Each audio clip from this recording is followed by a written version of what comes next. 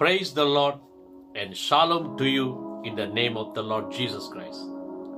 The blessings, peace and grace to you in the name of the Lord Jesus Christ. கர்த்தராகிய இயேசு கிறிஸ்து நாமத்துக்கு ஸ்தோத்திரம் உண்டாவதாக. உங்களுக்கு சமாதானம் உண்டாகட்டும். கர்த்தராகிய இயேசுவின் நாமத்தில் ஆசீர்வாதமும் சமாதானம் கிருபை எப்பொழுதும் உங்கள் வாழ்க்கையில் உண்டாவதாக. We have the excellence of the power of God within us. தேவனுடைய மகத்துவமுள்ள வல்லமை நமக்குள்ள இருக்கிறது. Amen. Hallelujah. In Genesis chapter 1 verses 26 to 27, the Bible says that God says, "Let us make man in our image, according to our likeness.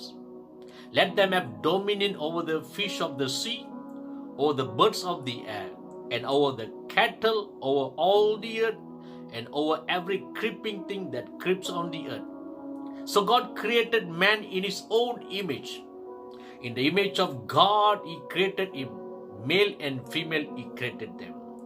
ஆதியாகமம் 1ஆம் அதிகாரம் 26, 27 வசனத்துல இதன் சொல்லுகிறது, பின்பு தேவன் நமது சாயலாகவும் நம்ம ரூபத்தின்படியும் மனுஷனை உண்டாக்குவோமாக. அவர்கள் சமுத்திரத்தின் மச்சங்களையும் ஆகாயத்து பறவைகளையும் மிருக ஜீவன்களையும் பூமி அனைத்தையும் பூமியில் ஊறும் சகல பிராணிகளையும் ஆள கடவர்கள் என்றார். தேவன் தம்முடைய சாயலாகவும் மனுஷனை சிருஷ்டித்தார். அவனை தேவ சாயலாகவே சிருஷ்டித்தார். ஆணும் பெண்ணுமாக அவர்களை சிருஷ்டித்தார். My beloved in Christ Jesus, I would like to give you an encouragement. I would like to reveal to you that whoever listening to this message right now, from the word of God, I would like to reveal to you that you are not an ordinary person.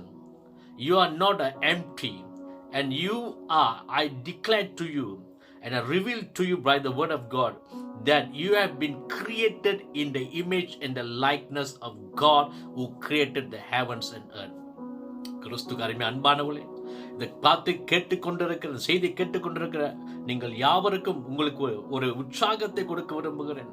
உங்களுக்கு ஒரு திடனை கொடுக்க விரும்புகிறேன். தேவனுடைய வார்த்தையிலிருந்து நாங்கள் ஒரு சில காரியத்தை வெளிப்படுத்த என்னவென்றால், வானத்தையும் பூமியும் உண்டாக்கின சர்வ வல்லமையில தேவனுடைய சாயலாகவும் அவர் ரூபத்தின்படியும் அவரை போல நீங்கள் நானும் உண்டாக்கப்பட்டிருக்கிறோம், உருவாக்கப்பட்டிருக்கிறோம், சிருஷ்டிக்கப்பட்டிருக்கிறோம் என்று நாம் அறிந்து கொள்ள வேண்டும்.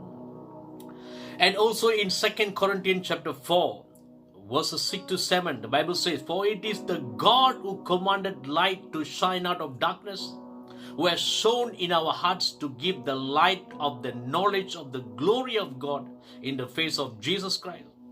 But we have this treasure in earthen vessels, that the excellence of the power may be of God and not of us." 2 கொரிந்தியர் 4ஆம் அதிகாரம் 6-7 வசனம் சொல்லுகிறது, இருளிலிருந்து வெளிச்சத்தை பிரகாசிக்க சொன்ன தேவன் இயேசு கிறிஸ்துவின் முகத்தில் உள்ள தமது மகிமையின் அறிவாகிய ஒளிவை தோன்ற பண்ணும் பொருட்டாக எங்கள் இருதயங்களிலே பிரகாசித்தார்.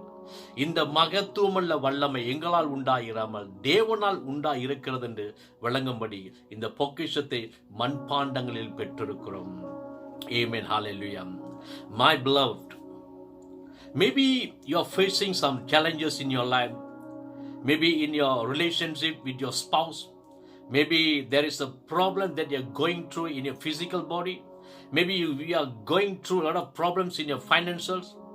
Maybe also you have been attempt to make a suicide because you are not able to overcome your challenges. Today I would like to give you a word from the Bible. I would like to give an encouragement. I would like to bless you with this wonderful word that you are not an ordinary person. God has created you in His own image and likeness. கிறிஸ்துவுக்கு அருமை அன்பானவர்களே, இன்றைக்கு உங்க வாழ்க்கையில உங்க சரீரத்திலும் பொருளாதாரத்திலும் உங்களுடைய உறவுகளிலும் உங்களுடைய பொருளாதாரத்தில் அநேக பிரச்சனை சந்தித்துக் கொண்டிருக்கலாம், அநேக காரியத்தை சந்தித்துக் கொண்டிருக்கலாம். ஒருவேளை உங்கள் பிரச்சனையை நீங்க சகிக்க முடியாமல் மேற்கொள்ள முடியாமல் நீங்க சூசைட் பண்ணுகிறதற்கு நீங்க தீர்மானித்துக் கொண்டிருக்கலாம். தேவனுடைய வார்த்தையிலிருந்து உற்சாகத்தை கொடுக்க விரும்புகிறேன். தேவனுடைய வார்த்தையினால் உங்களை ஆசீர்வதிக்க விரும்புகிறேன். நீங்க தேவனுடைய சாயல ரூபத்தில் படைக்கப்பட்டிருக்கிறபடியால் நீங்க சாதாரணமானவர் அல்ல. There is a treasure in you, my beloved. உங்களுக்குள்ள ஒரு பொக்கிஷம் இருக்கிறது அறிந்து கொள்ளுங்கள். You carry the divine presence, divine essence, divine power, divine glory of God, and you are not an ordinary person.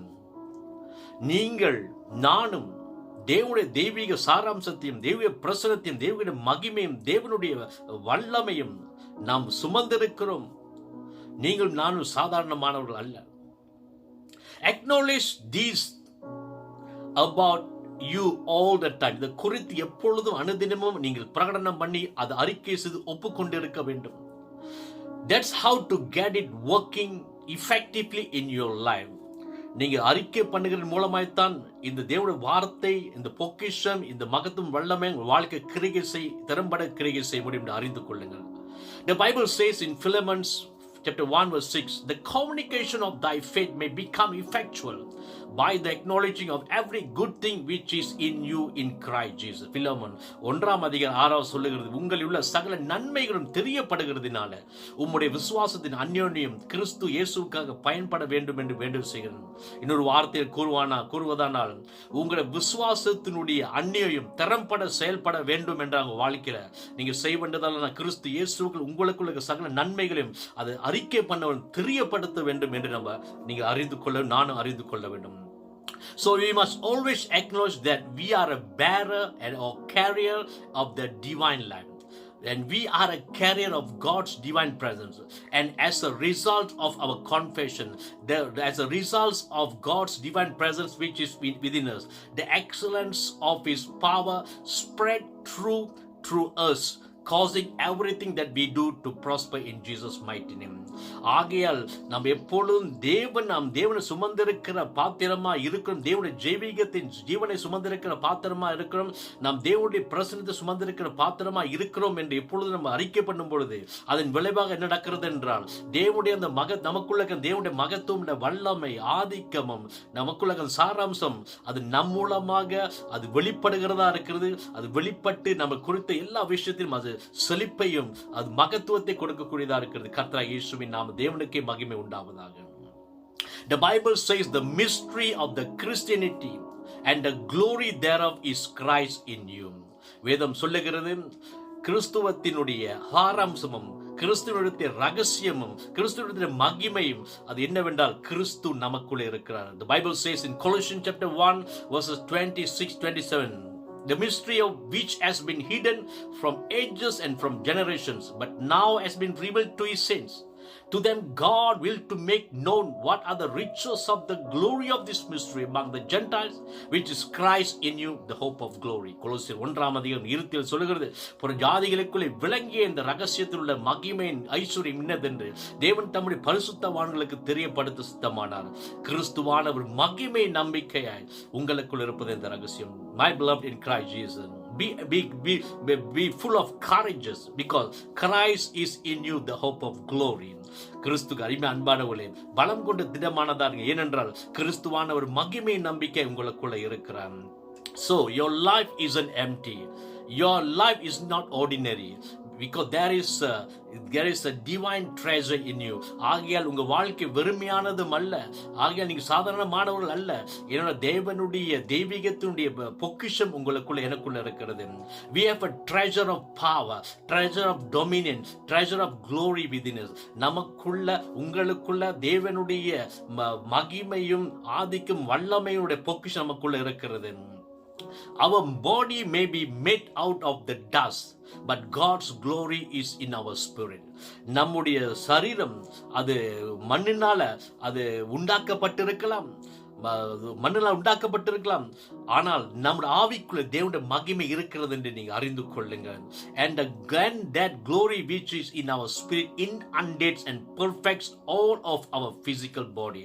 இந்த நமக்குள் ஆவிக்குள்ள இருக்கின்ற மகிமை நம்முடைய உடல் சரீரம் முழுவதும் அது ஊடுருவி பாய்ந்து நிரப்பி மற்றும் சரீரம் முழுவதும் பரிபூர்ணப்படுத்தக்கூடியதா இருக்கு நம்ம அறிந்து கொள்ள வேண்டும். The Bible says in Romans chapter 8 verse 10-11, the Bible says, and if Christ Christ is in you. The body is dead because of sin, but the spirit, Holy Spirit, is life because of righteousness. But if the spirit of him who raised Jesus from the dead dwells in you, he who raised Christ from the dead will also give life to your mortal bodies through his spirit who dwells in you. ரோமர் 8:10-11 சொல்லுகிறது, மேலும் கிறிஸ்து உங்களில் இருந்தால் சரீரமானது பாவத்தின் நிமித்தம் மரித்ததாயும் ஆவியானது நீதி நிமித்தம் ஜீவனுள்ளதாயும் இருக்கும். அன்றும் இயேசுவை மரித்தோரிலிருந்து எழுப்பினருடைய ஆவி உங்களில் வாசமா இருந்தால், கிறிஸ்துவை மரித்தோர்ந்து எழுப்பினவர் உங்களுக்குள் வாசமா இருக்கிற தமிழ் ஆவியினால் சாவுக்கு ஏதான உங்கள் சரீரங்களும் உயிர்ப்பிப்பான்னு சொல்லியிருக்கிற மரகமாக. My beloved in Christ Jesus, the treasure of God's divinity, the Holy Spirit is within us. Because the Holy Spirit is within us, He gives life to every part of our physical body. பரிசுத்த ஆவியான தெய்வீகத்தினுடைய மகத்துவம், தெய்வீகத்தின் சாராம்சம், தெய்வீக பிரசன்னமாக பரிசுத்த ஆவி நமக்குள்ள இருக்கிறபடியா அந்த பரிசுத்த ஆவியன் நம்ம சரீரம் முழுவதிலும் எல்லா பகுதியிலும் அது ஜீவனை கொடுக்கக்கூடியவராக இருக்க, ஜீவனை உற்பத்தி செய்து கிரியை செய்கிறவராக இருக்க என்று அறிந்து கொள்கிறோம். So even now, let us affirm that through us the light of God, the glory, the power and grace are revealed to our world in the name of Jesus. இப்பொழுது கூட நம் மூலமாக தேவனுடைய மகிமையின் வெளிச்சம், தேவனுடைய மகிமை, தேவனுடைய வல்லமை, தேவனுடைய கிருபை நம் மூலமாக அந்த உலகத்துக்கு வெளிப்படுகிறது பிரகடனம் பண்ணுவோமாக. May God bless you abundantly. Christ in you, the hope of glory. கிறிஸ்துவான ஒரு மகிமை நம்பிக்கை உங்களுக்குள்ள இருக்கிறார். கர்த்தர் உங்களை ஆசீர்வதிப்பார். Amen, amen, amen.